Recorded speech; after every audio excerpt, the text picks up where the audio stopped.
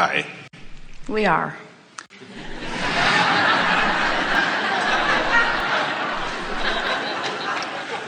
The first thing that I want to say is thank you for the secret. That was just wonderful. Thank you. There was something that you said in the secret is the basis of my first question. And you said, I know it would be nice if when you first came to the planet, someone was there to say, welcome to planet Earth. And this is how it works. Welcome to planet Earth.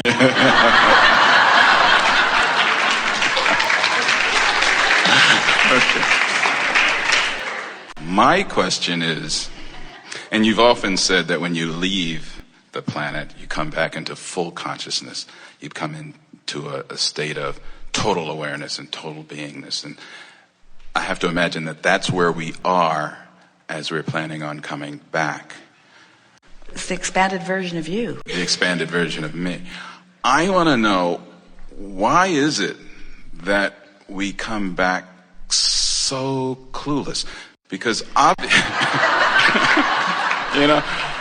obviously it's okay for us to eventually get a clue. That's why you're here, right? You're helping us to be not so clueless.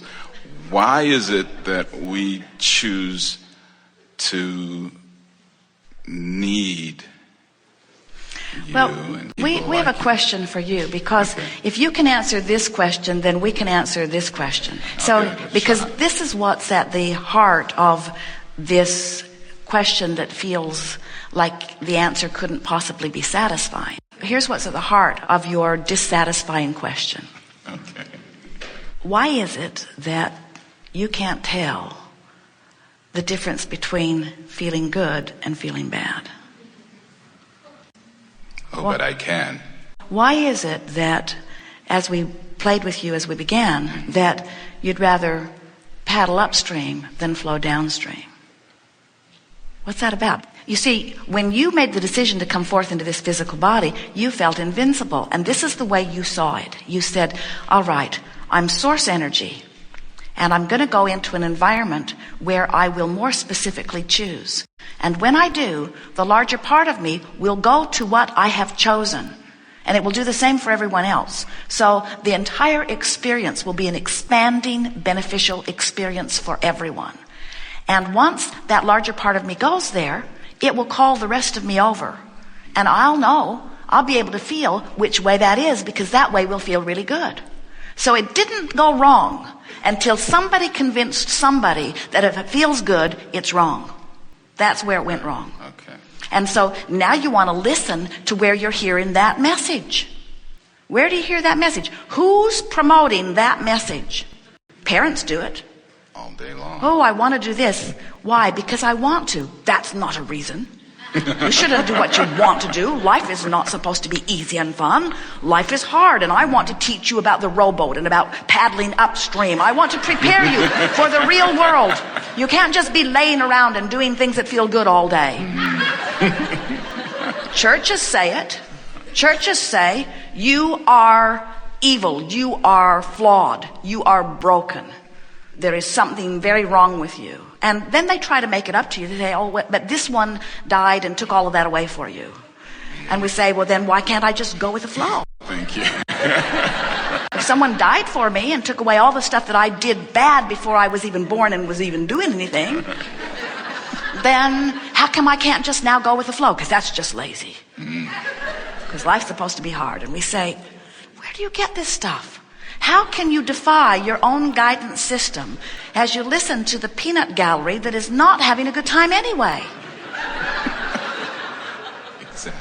So that's our fun answer. It's accurate, very accurate. But what we really want to say to you about this is that you knew that the variety would help you to choose. And so now what you're saying is, from your non-physical vantage point, you say, I'm invincible, I have guidance, and variety will help me choose, and then I will become it. Seems so simple and straightforward. From your physical now perspective, you say, okay, I'm choosing, I know what I don't want, which means I know what I do want, but I really know what I don't want. which means I know what I do want, but I really know what I don't want. I really, really, really know what I don't want. I so don't want this. How about you? Do you want it? They don't want it either. They don't want it either. Let's get together. Let's join a club. We don't want this. We don't want this. We don't want this. We don't want this. So what happens is you just got hung up in the we don't want instead of the we do want. And the greater part of you went to what you do want, and you're, for whatever reason, holding yourself over there in resistance to what you want for virtue, for the mark on the chart, to please someone else who has no clue. You see? Yeah. So we don't think that there is anything that has gone amiss with you banging around and putting a lot of stuff in vibrational escrow before you learn to go with it. In other words, there's nothing that has gone wrong here. We've learned, as we've interacted out here with leading edge creators for eternity, that in your very best moments, you're exploring contrast and giving birth, and that it's the thrill of life that you're always reaching for. And since we know that there's no end to the closing of that gap, we are not impatient at all about how long it takes any of you to close it. And here's the big picture. You so know who you are that you say, even if I go forth for an entire lifetime and am clueless about my guidance system and defy all of my natural impulses and instincts and somehow set aside my selfishness, which is so incredible that anyone could set aside their selfishness in order to follow what someone else says. In fact, we don't think anyone sets aside their selfishness to do what someone else thinks. We think they then decide that it serves them to please the others. And so they're still satisfying their selfishness by pleasing others. And that's really sort of how it gets screwy in there. You got to decide, when you care more about what they think about how you feel than you care about how you feel, now you're out of balance. But when you care about how you feel, then you get it back into alignment. So what's happened to so many of you, and from your non-physical vantage point, you said, I feel invincible. I know who I am. And I'm willing to go forth into a physical body. And even if I'm born into an environment that makes it hard for me to remember who I am, and I spent a lifetime of struggle, I know that when I croak, I'll come right back into alignment and further. I know that every part of my struggle added to vibrational escrow, and all that is benefited in some way from it. So you said, I cannot possibly lose. The worst thing that could happen is that I could hold myself in discord for a brief moment in time. And from the greater scheme of things, that's like saying, we don't hear it very often from you, but have you ever gone to a friend and your friend says, how are you? And you say, I'm just terrible. And your friend says, what happened? And you said, I went to a bad movie. It upset me. Yeah. And your friend said, how long were you in there?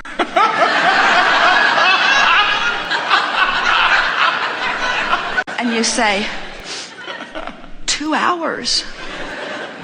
And your friend would say, get over it. Get over it. And that's what we want to say to you. So you had a bad life. Get over it. Get over it.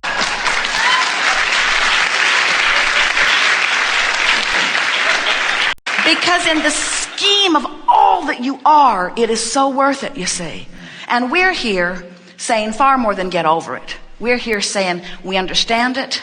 You're blessed beings, you're worthy beings, you're on the leading edge. The contrast has got you knowing what you do want, but you're stuck over there in what you don't want. Let go of the oars and let's go with the flow. And we're not the first to say it. In other words, people have been saying it and saying it and saying it and saying it. You just haven't been hearing it. And you haven't been hearing it so much that now you have the nerve to call it a secret. Thank you.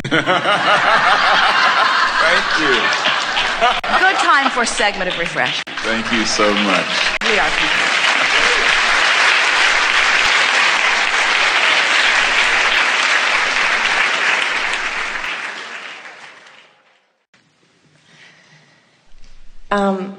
What caused the spark in the first place?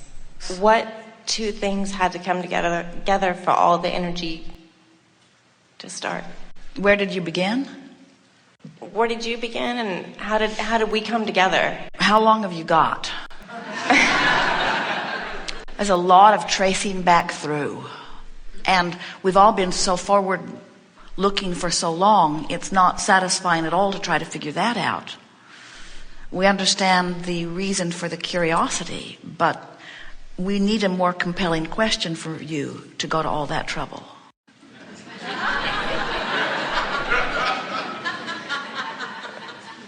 Okay. That was easy. I have to remember that next time we don't have the answer.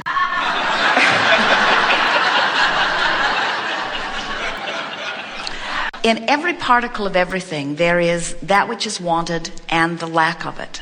So in anything, there's the presence of something and the absence of it. And those two parts are now playing off of one another. And in the playing off of one another, yet something else is born. Sound familiar? Right. And so this time-space reality is expanding because of that. And who gets to decide something real or not real? Who gets to decide what is valid or not valid? You do. Esther had a dream the other night, and we've been repeating it, and it's not meaningful to most of you in the way it was to Esther, but it was a startling revelation about the way her own perspective could morph depending upon the details or the situation. She was on her back deck and saw a creature coming through the woods, and as it got closer, she saw that it was a bear cub, and it had some sort of an armament on it, sort of a little hood and top armor, and it was very dirty. It had obviously been rolling and trying to get it off. And Esther's first response as she saw this creature was, "I'm sorry that someone has put that on you, and I can see that you don't want it on you, and I would like to help you get it off." And so Esther's perspective was one of love and wanting to help this bear. And then Elsie, lovable cat, came out onto the deck from inside the house. And as Elsie saw the bear, and Esther saw Elsie see the bear, now Esther's having a different response to the bear, because she can see Elsie with her queen of the domain attitude beginning to approach the bear as if to say, "I'm going to battle with you in order to show you that this is where I live, not where you live." And the bear was bristling and Elsie was bristling. And Esther now has a totally different perspective of the bear than she just had. And so she picks up stones and she is just tossing the stones in the direction of the bear, wanting the bear to take a hint and run away back to where it had come from. And now granddaughter Kate walks into the dream. She's 4 years old, and she sees what's happening, and now she looks at grandmother, who she adores, and finds grandmother doing something she doesn't want grandmother to do, and Kate says, "Don't hit it." And as Esther awakened from the dream, she was sort of scrambled, because she had loved the bear, then she had worried about the bear, then she had been aggressive with the bear, then she had felt guilty about being aggressive with the bear, then she had wanted to be the right representative for Kate. She did not know what her action should be. Do I love the bear? Do I drive the bear away? Do I let the bear eat Elsie? Do I tell Elsie to go away? What do I do with all of this? She was scrambled in her awareness. And what she came out of it aware of is that, first of all, she should not try to don the perspective of every other person. She should not try to be an Israeli. She should not try to be a Lebanese. She should not try to be Hezbollah. She should not try to understand the positions of all of the people around the world where she's not standing and gathering and perceiving. She cannot begin to speak for them and them and them and them. She will get it wrong every single time. All she can do is perceive the sign that she's looking at from where she's standing and get from it whatever she's able to extract from it, and not hold the sign responsible for what she sees.